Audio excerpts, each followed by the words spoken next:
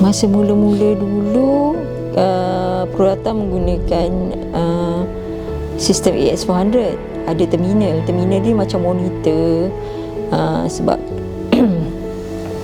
kalau pergi dekat user memang kita check terminal itulah sama ada problem ke tak. Dia link antara dua bangunan tu ke office, skrin dia warna hijau je tu, AS400 kan. Kalau rosak memang kena angkut lah daripada Wisma tu pergi Balai Felda ke Jom Felda, memang kena angkat lah. Berat masa tu monitor di terminal dia.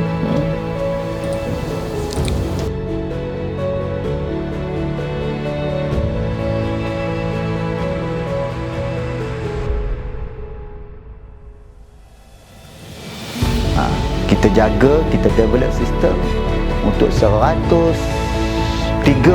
estate.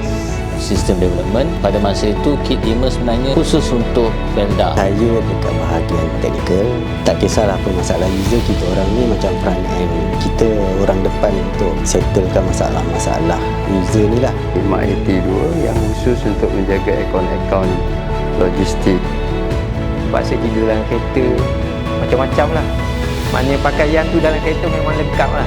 Saya kena develop sistem stok untuk masa tu Felda Plantation. Jadi kami perlu untuk melatih staf kaki tangan kerajaan dan juga Felda lah. At that time, kita menggunakan sistem standalone. Tak ada real-time data online posting, memang tak ada. Orang pakai sistem kita dan relevan sampai sekarang. Dan bila nama kita ada dekat IP punya pattern itu, syok pula. Rangkaian maklumat kewangan untuk Felda. Tahun 1999, pengumuman Y2K. Bila hari 191 tahun 2000 tu, 24 jam sebelum dengan 24 jam selepas.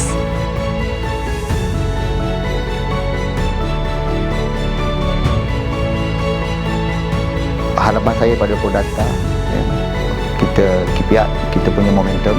In term of IT, among the best dekat luar, dan kita ada nama. Satu nama yang gah.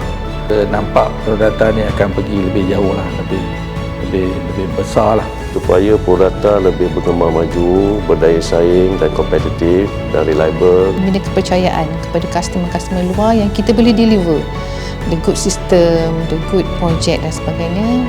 InsyaAllah kita akan terus maju lah dengan Prodata.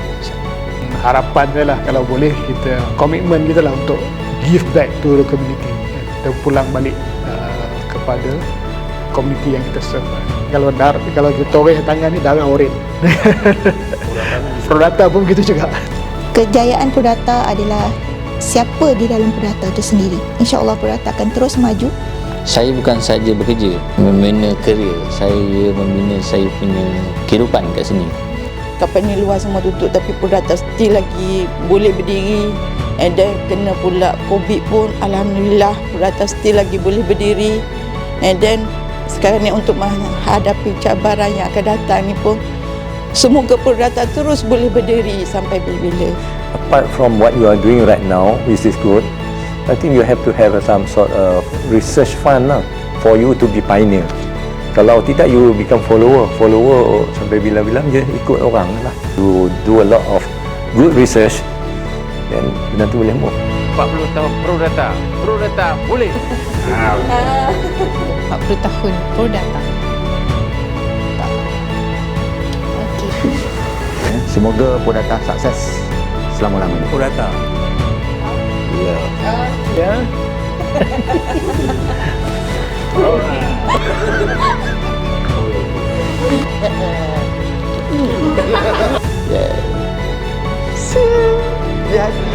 Syabas Prodata. TikTok. Saya sayang Prodata. Sayang Prodata. Prodata. Best. 40 tahun Prodata.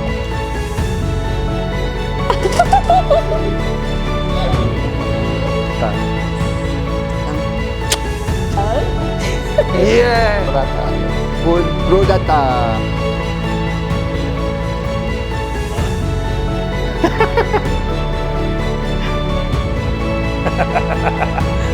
Prodata. Semoga sukses selalu.